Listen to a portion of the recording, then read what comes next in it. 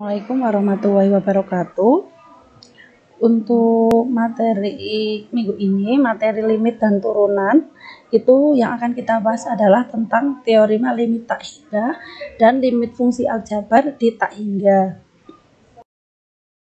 Untuk teorema limit tak hingga, teoremanya ada 4. Yang pertama adalah limit 1/x pangkat n dengan x mendekati tak hingga itu sama dengan 0. Kalau limitnya limit k dengan x mendekati tak hingga, maka hasilnya adalah k. K ini adalah konstanta. Yang ketiga, limit fx dengan x mendekati tak hingga apabila sama dengan 0, maka limit 1/fx-nya itu sama dengan tak hingga.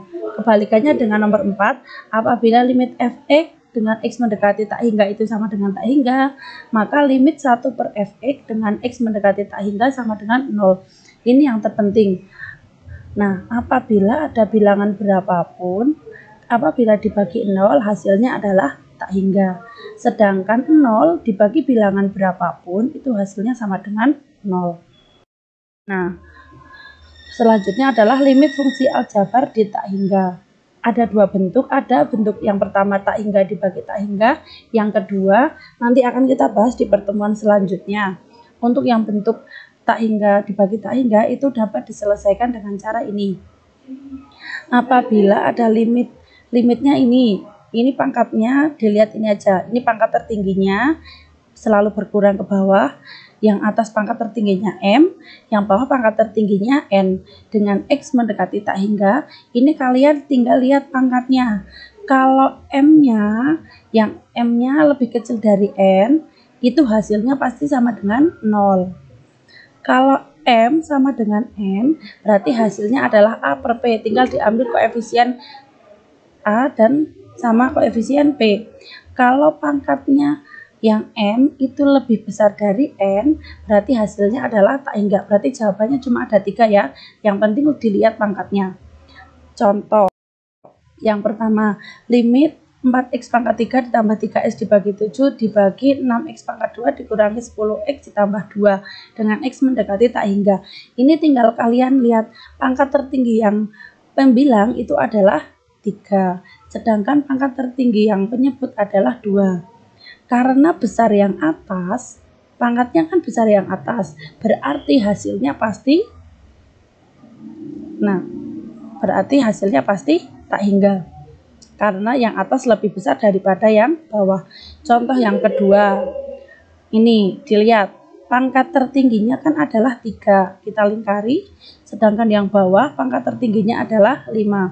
Nah, karena pangkat tertingginya itu lebih tinggi yang bawah, artinya yang atas lebih kecil daripada yang bawah, berarti hasilnya pasti 0.